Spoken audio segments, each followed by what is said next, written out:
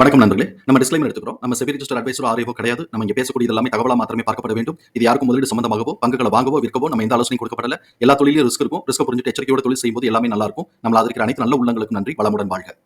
வணக்கம் நண்பர்களே. அனுவலைஸ்டு அனாலிசிஸ் பார்த்துட்டு வரோம். அந்த வரிசையில இப்ப நம்ம பார்க்கக்கூடியது HDFC லைஃப் இன்சூரன்ஸ் கம்பெனி 2026க்கு என்ன வாய்ப்பு இருக்குங்கிறதுக்கான ஒரு தேடுதல் முயற்சி. இவங்களுடைய அனாலிசிஸ் பார்க்கும்போது ட்ரெண்ட் லைனை பொறுத்த வரைக்கும் டர்ன் அரவுண்ட் பொட்டன்ஷியல் அப்படிங்கிற கிளாசிஃபிகேஷன்ஸ்குள்ள வராங்க. Medium financial strength, mid valuation, டெக்னிக்கலா மூவ்மெண்டம் மாடரேட்லி புல்லிஷ்ல இருக்கு. அனாலிசிஸ்ட் பிரைஸ் டார்கெட்டா 874ன்னு டார்கெட்டை அப்சைட் பண்ணியிருக்கிறாங்க. நம்ம இந்த வீடியோ ரெக்கார்ட் பண்ணக்கூடிய தருணத்தில் 754ங்கிற லெவலில் ட்ரேட் ஆகிக்கிட்டு இருக்கு. இவங்களுடைய பி வேல்யூஷனை செக் பண்ணும்போது கரண்ட் பிக்கும் சரி, 1 இயர் ஃபார்வர்ட் பிக்கும் சரி, அண்டர் வேல்யூ சரி இண்டிகேட் ஆகிக்கிட்டு இருக்கு. அதே சமயத்தில் உங்களுடைய ஃபண்டமெண்டல் கீ மெட்ரிக்ஸில் high level of liquidity position maintain பண்ணுறாங்க. High rate of return, moderately high rate of return எடுக்கிறாங்க. டெப்ட் டு ஈக்விட்டி வித் இந்த தியரட்டிக்கல் லிமிட்ல இருக்கு.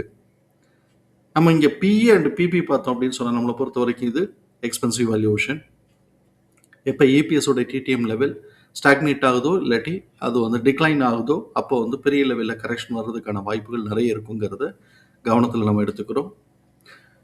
பெக் பார்த்தோம்னா 7.3 இருக்கு. இதுவும் வந்து ஹை வேல்யூங்கிறத இண்டிகேட் பண்ணுது. நெட் கேஷ் ஃப்ளோ 0.2 பாசிட்டிவாக இருக்கு.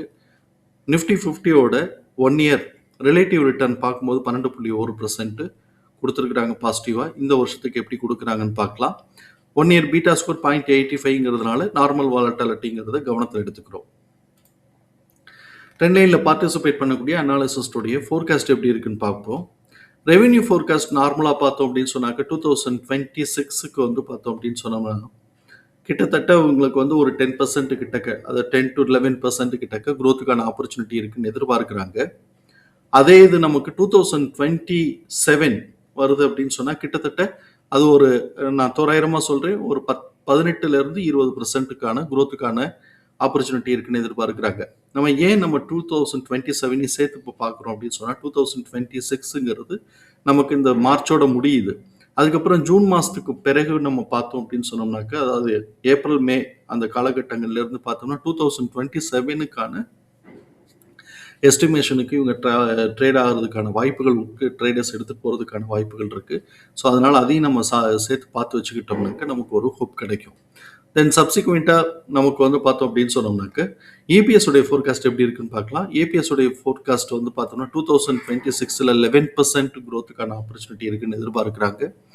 அதே இது நமக்கு வந்து கிட்டத்தட்ட நமக்கு வந்து ஒரு 10% குரோத் வந்து 2027க்கு இருக்குன்னு எதிர்பார்க்குறாங்க. ஸோ 2026க்கு இவங்களுடைய ப்ரைஸ் பிஹேவியர் எப்படி இருக்கிறதுக்கு வாய்ப்பு இருக்குன்னு சொல்லிட்டு நம்ம வந்து மார்க் பண்ணியிருக்கிறோம். அதை பார்க்குறதுக்கு முன்னாடி நம்ம 2025யோட ஹை அண்ட் லோ எப்படி ஆயிருக்குன்னு பார்ப்போம். 2025ல ஹை வந்து 821 ஜூன் மாதம் அவங்க வந்து ஹையை வச்சிருக்கிறாங்க. அதே மாதிரி லோ 584 ஜனவரி மாதம் அந்த லோ வச்சிருக்கிறாங்க. ஜனவரி 2025, ஜூன் 2025. ஸோ இப்போ இதெல்லாம் வந்து இவங்க ப்ரீவியஸ் இயரோட ஹை அண்ட் லோ வச்சிருக்கிறாங்க. இப்போ என்ன நடந்துட்டு இருக்குன்னு பார்ப்போம். இப்போ வந்து கிட்டத்தட்ட போன மே மாதத்துலேருந்து அப்படியே சைட்வேஸ் தான் போய்கிட்டு இருக்கு. நம்ம ப்ரைஸ் பிஹேவியர்னு பார்த்தோம்னாக்க பிரேக் பாயிண்ட்டுங்கிறது 734 734. ஸோ இப்போ இவன் வந்து அந்த இதை ஒட்டி தான் அப்படியே ஒரு சைட்வேஸில் மூவ் ஆகிட்டு இருக்கிறான். இப்போ கொஞ்சம் கூட எடுத்திருக்கிறா, 700 ஒரு 20 ரூபா கூட தான் இருக்கிறா. ஸோ இப்போ இந்த நிலையிலிருந்து இவங்க வந்து ஒரு ஸ்ட்ராங் அப்சைட் மூவ்மெண்ட் கொடுத்தாங்க அப்படின்னு சொன்னால் நம்ம கவனத்தில் இருக்கக்கூடிய ப்ரைஸ் ரேஞ்சஸ் வந்து 827லேருந்து 884, 937லேருந்து 971, 1063லேருந்து 1120. இதெல்லாம் ஸ்ட்ராங் அப்சைட் மூவ்மெண்ட் கொடுத்தாங்கன்னா இவங்களுக்கு வந்து நம்ம கவனத்தில் இருக்கக்கூடிய வேண்டிய ப்ரைஸ் ரேஞ்சஸ். சப்போஸ் பிரேக் பாயிண்டான 734 கீழே உடைச்சு ஸ்ட்ராங் கரெக்டிவ் ட்ரெண்டு இனிஷியேட் பண்ணாங்கன்னா நம்ம கவனத்தில் இருக்கக்கூடிய ப்ரைஸ் ரேஞ்சுங்கிறது 647, 498, 411. தகவல் பயனுள்ளதாக இருக்கும் நம்புகிறோம். தகவல் பயனுள்ளதாக இருந்ததுன்னா சங்கருக்கு ரொம்ப சந்தோஷம். நம்மளை ஆதரிக்கிற அனைத்து நல்ல உள்ளங்களுக்கும் நன்றி. வளமுடன் வாழ்க. நன்றி.